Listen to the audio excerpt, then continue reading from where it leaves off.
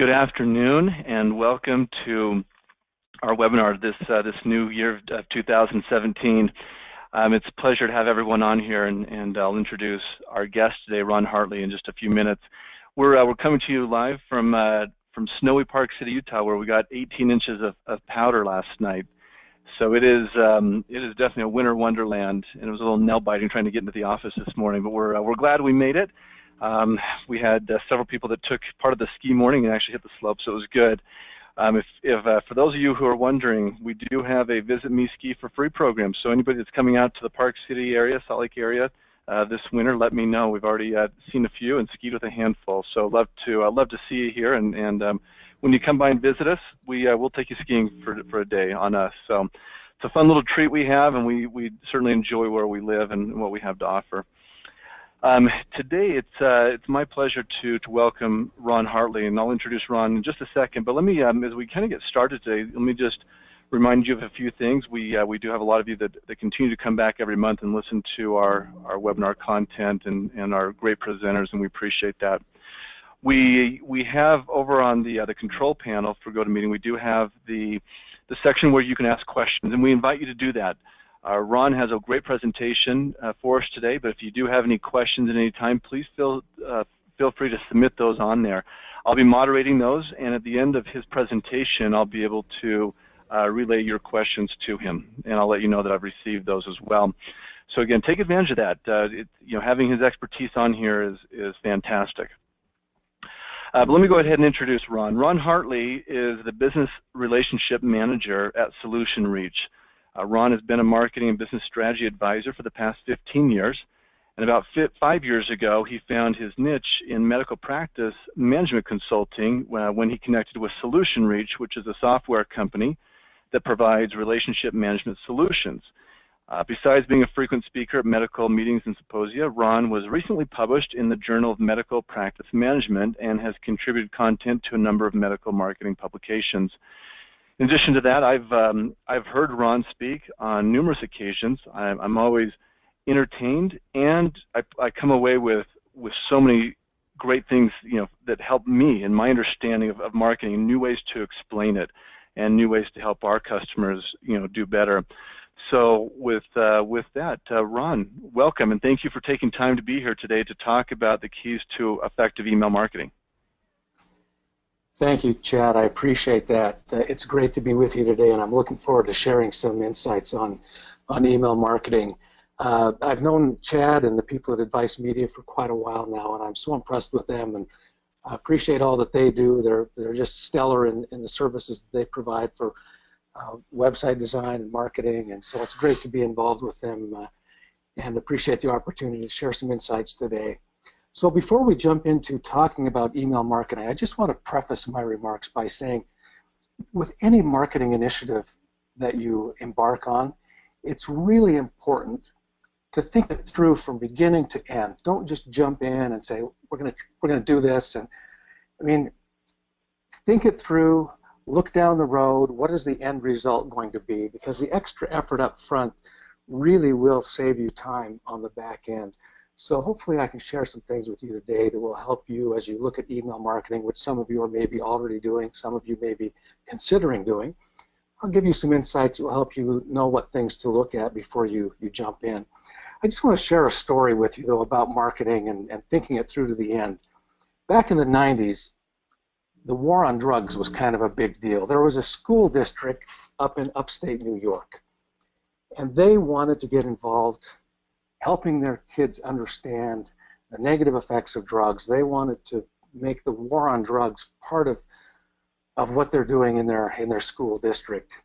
And they thought about it, what can we do to reinforce this message to these kids so that they understand to stay away from drugs? They thought about things like doing assemblies or maybe putting up posters in the school, maybe even putting up a billboard close to the school so the kids would see it and be reminded. Well, finally, they came up with an idea that they thought was just genius. What they decided to do was put the message on pencils and then distribute the pencils to all of the students. And so the message was this: too cool to do drugs. So they wanted these kids to know, hey, you're cool if you stay away from drugs. It's not cool to do drugs. And so they got the pencils made, they distributed them to all the kids, and so as the students were using them at their desk, they could look down and the message was right there in front of them. I'm too cool to do drugs. Or if the pencil was sitting on their desk, they could see it. They even gave them a few extra pencils that they could take home so that when they were doing their homework at home, the message is reinforced. Their siblings would see it, their parents would see it. It would open the door to discussions in the family. And this just seemed to be working great. And the more the kids used the pencils, of course, the more they had to sharpen them. And the more the message started to change. Well, the kids noticed this before the school administrators did, and the kids thought it was pretty funny, and they kept using their pencils and kept sharpening them. And this message that started out one way ended up being an opposite message. Finally, the administrators caught on to what was going on. They tried to recall the pencils. They got back as many as they could. The kids hung on to a lot of them. But the point here is, you may think you have a great idea. Think it through to the end and make sure that the message that you're trying to get across is what really is going across. Internal email marketing. So really there are two categories of marketing as far as I'm concerned. There's your external marketing, and that's where you're trying to bring new patients into your practice. Important for you to be doing that. But the other type is internal marketing. Now, email marketing, by nature of what it is going to be internal because the email addresses that you have are going to be your patients, unless you're buying a list, and I wouldn't recommend doing that. So email marketing is marketing now to your patients.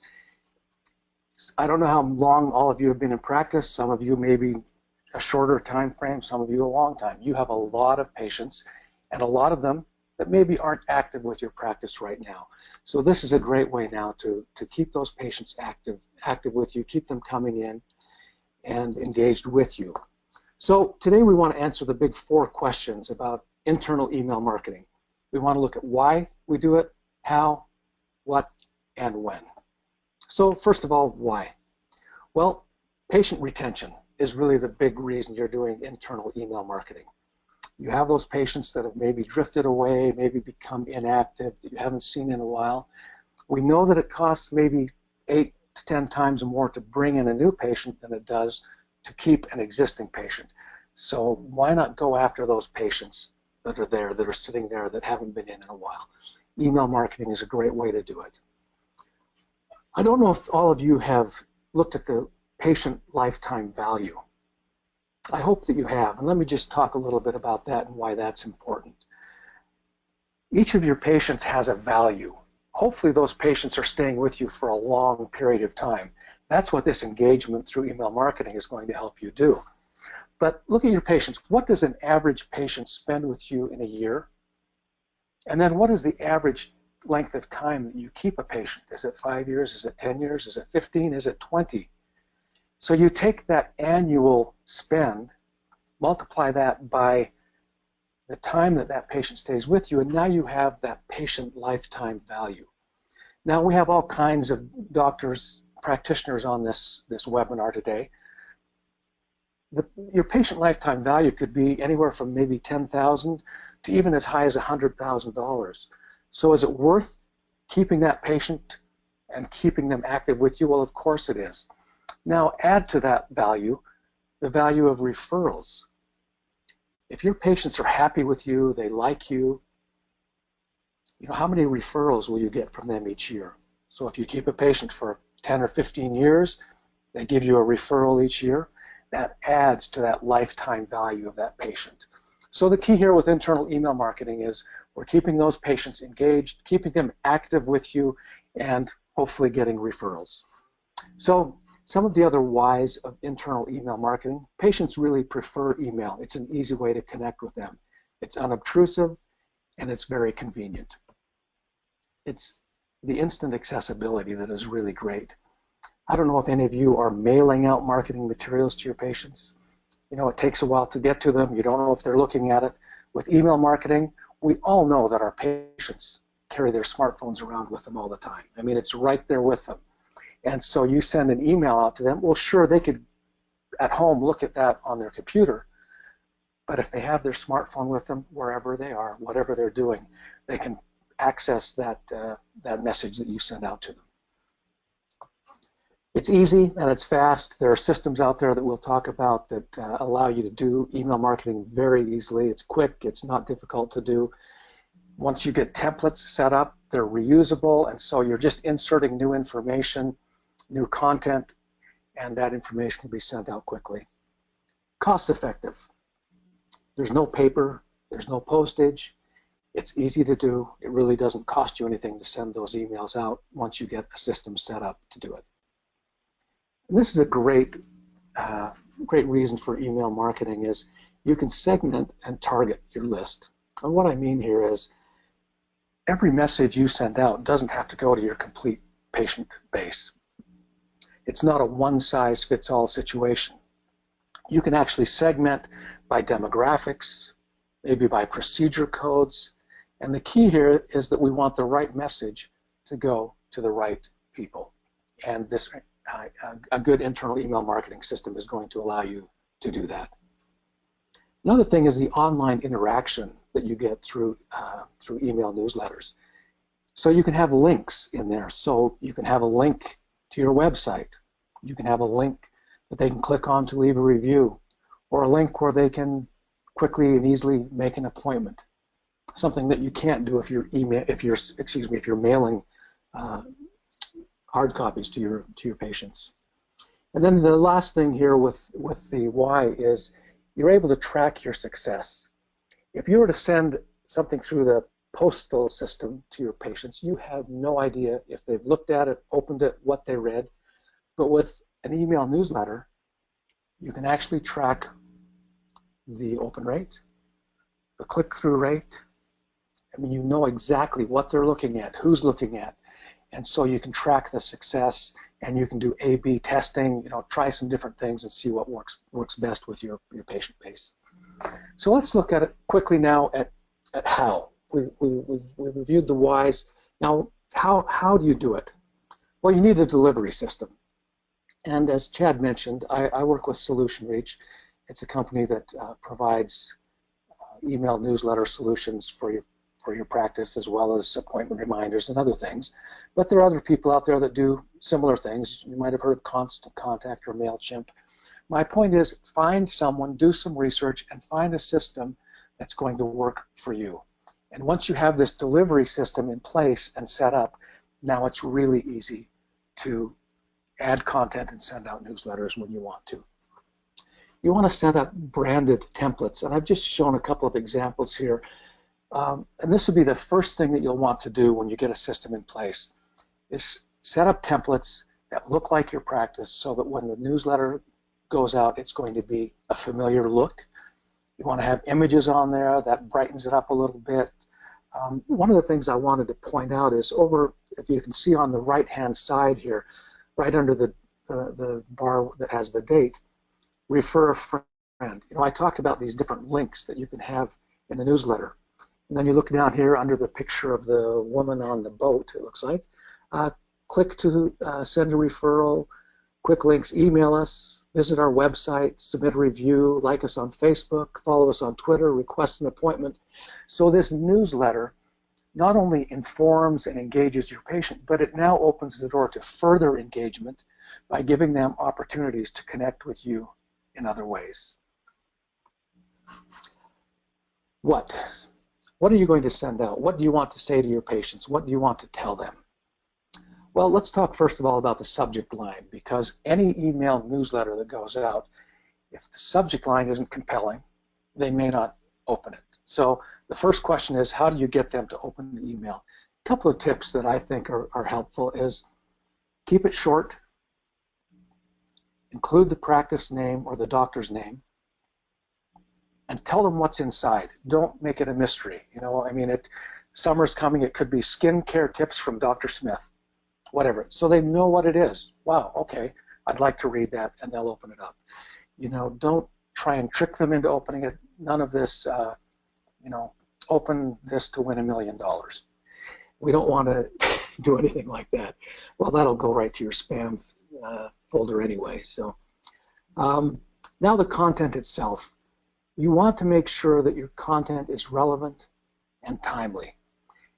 So think it through. What are things that would be important, that would be interesting to your particular patients? And that's the type of content that you want to be sending them.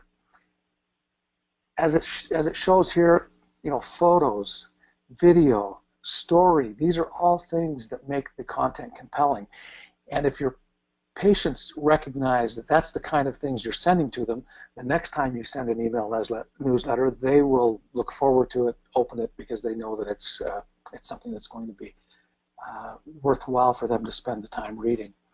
Photos just add interest. Videos, I mean, these days it's so easy for you to shoot it could be a 10-second video of your staff saying, hi, how are things going? And then that's included with some other written content. Or maybe you have educational videos or something that you might want to include. And you can always put those links in your newsletter as well. The video doesn't have to actually reside there, but you can put a link that will shoot them over to maybe your website or maybe YouTube, where you have some video content that you want them to see. This is kind of interesting. This was just a study that showed that 82% of consumers enjoy reading relevant content from brands. You as a practice, you are a brand. And so, most of your patients really do welcome this. Now, I also want to talk about the 80-20 rule, which is in the center of the circle, which is something different. And what I mean by this is that 80% of the time, if you're sending just interesting educational information to your patients, then 20% of the time, they'll accept you sending something that's a little more promotional. So you want to be careful and have a good mix here. If everything you send to them is just promotion, get in here, that may be a little harsh. But if 80% of the time you're doing educational, interesting information, then 20% of the time you can now lean on something that's a little more self-promotional. This just gives you, an idea of some of the campaign ideas. This was actually for a cosmetic surgeon, but you can think about your practice and what would be relevant for your patients. But what I think it's important for you to do is to think through this in advance. In other words, if you want to send out a newsletter at the end of January, don't start thinking about it on January 20th. What you ought to do is look at your whole year. Let's say you're sending one a month. Look at the whole year and get it planned out. Sit down with your staff and say, okay, what are the things that we could send out in a newsletter? And put together a schedule and have it planned out through the year. So in January, it could be something about New Year's resolutions. February, you could tie something into Valentine's Day. And maybe you have a little Valentine's Day promotion or something. And so it goes throughout the year. Maybe in December, you send something out about, use your flex dollars before the end of the year. So think it through, put together a plan. Now, as you go through the year, you might adjust that plan, but if you get it set up to begin with, at least now you have a roadmap that you're able to start following. One of the things I wanted to mention also with content is, I don't know about the other providers, but I do know that with Solution Reach, one of the nice things is we have a huge content library. So whether you're a dentist, an ophthalmologist, a plastic surgeon, it doesn't matter. We have a ton of content that's tailored to whatever your practice is. So you can pull content, you can just drag and drop into your template. You can tweak it, you can adjust it if you want to because it's HTML based, but it gives you a starting point. And you may want to go into that library and just look through it to get some ideas on newsletter content that might be a fit for your patients. One of the things that you need to remember is look at this from the perspective of your patients.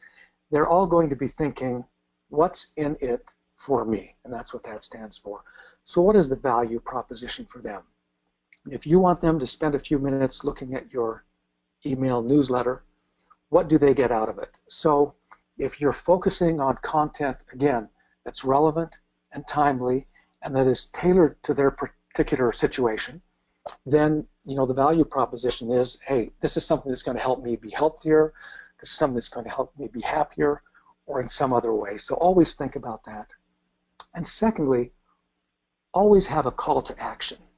So even with an email newsletter that is maybe not promotional, but it's educational, you can still have a call to action. It can be something like, by the way, don't put a bullhorn in your newsletter, but I'm just putting that there to show you. So it could be something as simple as, summer's coming, use sunscreen. It could be, remember to floss, whatever. Just tie something into the content of your newsletter, and here's your call to action at the end. If you have a newsletter that's a little more promotional, it could be, give us a call, make an appointment. As a matter of fact, probably on every newsletter you send out, you should have that link, but sometimes you might be a little more bold with asking them to give you a call and to get in. Lastly, let's look at the when of email marketing, because that's a question I get a lot, is how often should I send out newsletters, and what days should we send them? Well, I'm going to get very basic with you here. So on the when to send your email newsletters, I'm going to say eliminate Monday and eliminate Friday, and do Tuesday, Wednesday, or Thursday. Monday, people are getting back from the weekend. It's a busy time to get back into the swing of things, whatever they're doing. And Friday, that's, everyone's looking forward to the weekend, so maybe not the best day. So look at Tuesday, Wednesday, or Thursday, and try to use those days as the days that you send out your newsletters. Now, as you know, you're able to look at the metrics on this and see who's opening, when they're opening. So try different days and see what works for you. Having said Tuesday, Wednesday, and Thursday are the best, I know a medical practice in Solana Beach, California, where they send out a newsletter every Friday morning because they did testing and found that that was their best open rate, was if they sent it on Friday morning. So this is a general rule. You try it, see what works for you, and you may find that a variety of days work well. In terms of how often to send out newsletters, I would say that the majority of practices do it monthly. There are some who will go every other month. There are some who do it more frequently, maybe twice a month. There are some who do it weekly. I'm not going to tell you to do one or the other, but I am going to say if you're starting doing newsletters, maybe try doing monthly. I don't think any patient is going to think that that's too much. If you get patients saying, I really like those newsletters you're sending, that's a lot of fun, or if you see that your open rate is really good, your click-through rates on different parts of the newsletter are great, then you may want to up it to, instead of monthly, maybe twice a month. Again, this all depends on your particular practice and how this is received by your patients. So there's really not a one-size-fits-all here in terms of how often to send them. Just try it, see what works for you. Now, the result of what we've talked about today, why are we doing all this? Well, first of all, it's giving you increased visibility with your patients. It's giving you increased engagement with your patients. And by doing that, the end result should be more patients coming in, increased revenues for you, and a happier staff and patients. And with that, I will say thank you. Here's what Utah looks these days, although today you can't see much because of all the snow coming down. But thank you very much. If any of you have specific questions that you'd like to reach out to me on, there's my email address. But I think we have a few minutes here, and so I'll turn it back over to Chad, and we can take a few questions if any of you have any questions that you want to address right now. Thank you. Great. Ron, thank you very much. You have so many great points, and I've wrote down some notes here, some things that were great to hear. I'm going to highlight just a couple of those that really stood out to me. One of them is this 12-month plan, and I cannot emphasize that enough. And I'm going to add one thing to that, because that 12-month plan becomes critical in your yearly planning, that you have a roadmap for where you want to go. But if you want to have this be successful long-term, make sure that planning takes place every 6 months. So once you have it in place, so for example, if you don't have anything in place for the year of 2017, do it now, get it in place. In July, sit down and map out the first 6 months of 2018. That way it constantly rolls. You're way ahead of the game. You always are going to have that year calendar in advance. Everything's planned. You're not having to rush things. Now, there might be adjustments, might be some different things, but you know the days you're going to send, you know the overall message, and you can have it ready to go. We do that here. We actually have all of our webinars, planned out. We have our newsletters for the most part planned out, as well as our, any specials or things we might be offering throughout the year, promotions or just educational things. We plan them out, and having that in place makes life so much easier to have that in place. So can't emphasize that enough. One of the questions, Ron, that we had that came in is, do you ask your patients if they would like to subscribe to your newsletter? You know what? That's a great question, and there's two ways you can do this. I think probably the best way is to include them, but give them an opt-out. And I didn't talk about that, but you do have to offer an opt-out option to your patients. So I would just go ahead, send it to them, give them the opt-out option, and that way, if they do say no, it's so much easier to do that than to reach out to all of your patients and say, would you, we're going to start doing emails, would you like to receive them? Some patients that want to receive them, they may forget to respond. So my recommendation is send it to all of them, allow them the opt-out option, and then take them off the list if they opt out of it. Yeah, great. And what's a good way for the practices to get new email addresses that you've found, Ron? Well, the best way to do this is when your patients come in for appointments, just look at their chart and make sure that you have their email. If they don't, just ask them for it. I mean, that's really the only way to do it, is when you see them, ask them. Yeah, absolutely. Yeah. And a couple other ways I've found too is you can have a form on your website that automatically puts people into your newsletter list. So soliciting it that way is a great idea. People that are just looking, you get a lot of email inquiries every month off the website. You grab those, make sure they're part of that, and you're getting them. If you do any events, whether you are in a community thing, something in your office you've got people coming in for, make sure that part of that scenario is you're getting email addresses. Even if they're people's addresses you already have, you may or may not know that, or they may have changed it. It can go into your system and actually update it. It'll recognize, oh, here's so-and-so's name, should we update it with the new information? So it does have some great ways to catch that. Another question that's come in is your opinion on having the opt-in on the initial patient information form. What's your opinion on that, Ron? So if they have a form, you've got the email address, should it be another little square there that's sort of an opt-in? You know what? You can go ahead and do that.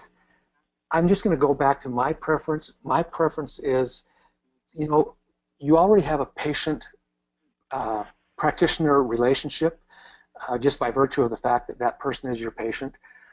I always prefer just to assume that because of that, they will accept this form of communication and allow them to opt out. I always prefer just connecting with them and allow them to opt out rather than asking them if they want to opt in. But again, it's up to an individual practice. Both ways are okay. That's just my preference. Yeah, definitely. And which do you find, Ron, is more effective? Another great question is when it comes to upcoming events, email or snail mail? I think email. Snail mail, I just don't know if people look at their mail, open it. I know what I do when I go through my mail is if it's not, something that, like a bill or something I know I have to take care of, a lot of it just gets put off to the side. And the nice thing about the email is, again, it's right there on their phone if it's, and if on their smartphone. And if it's something that they like, they're going to save it. They're not going to delete that email. So it's always there, and no matter where they are, they can refer back to that. So, but again, try both. See what works best for you. I think you'll see that email is going to be a little more efficient. And the other thing is, it's a little more cost-effective as well. Yeah, it certainly is more cost-effective. What's your opinion on having having the patient as they come in suggest friends that you can send an invitation to? Oh, that's an interesting. So, an invitation to join, to become a A patient at the practice, is that what the question is? Yeah, so it's basically pumping this new patient or prospective patient for any of your friends you think would be interested in our information that we can refer to, and get their email addresses from them as well. Well, I think that's a great idea. I'm going to have to think twice about getting an email from a patient for someone else and reaching out to them. Yeah. You know what? There's so many ways you can generate those kind of. And as you saw on the one of the slides that I showed on an email that was going out, there was a place where you could refer a friend, and what that allowed the patient to do is actually send an email to the friend saying, "I really like this practice. You should connect with them." So it's reaching out to the friend instead of having the practice do it. It's a little email that's prepared. And the patient sends that to their friend saying, "Hey, I really love this practice. You may want to reach out to them because they've treated me very well, and I love all that they, boom." And now that's a way to generate those referrals.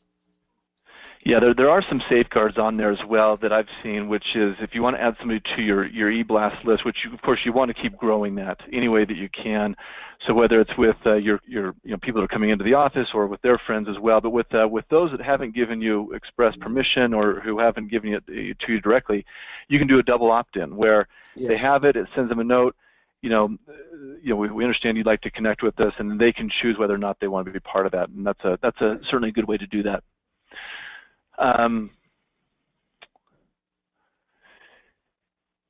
There was a follow-up question to the email versus snail mail, and really is mailing more formal? And I think you answered this in saying that do both. If you have the budget to do both, go ahead. Certainly, there's more of a cost involved in the snail mail.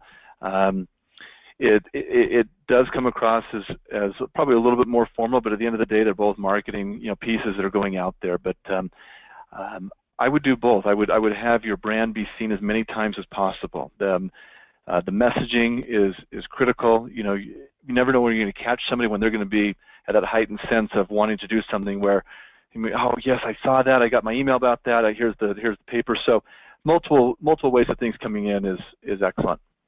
That's a great idea, and track it and see if you're having an event, and when people come, find out which email was, a snail or email that brought them in, and you can track the results and find out which is being more effective for you. Yeah, absolutely.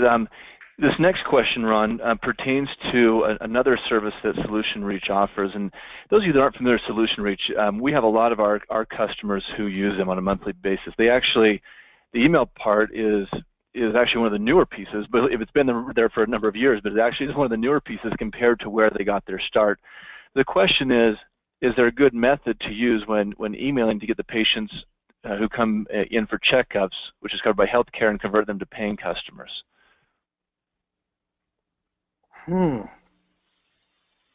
Converting, that's an interesting question. Chad, what has your experience been with that? While I think about that for just a second.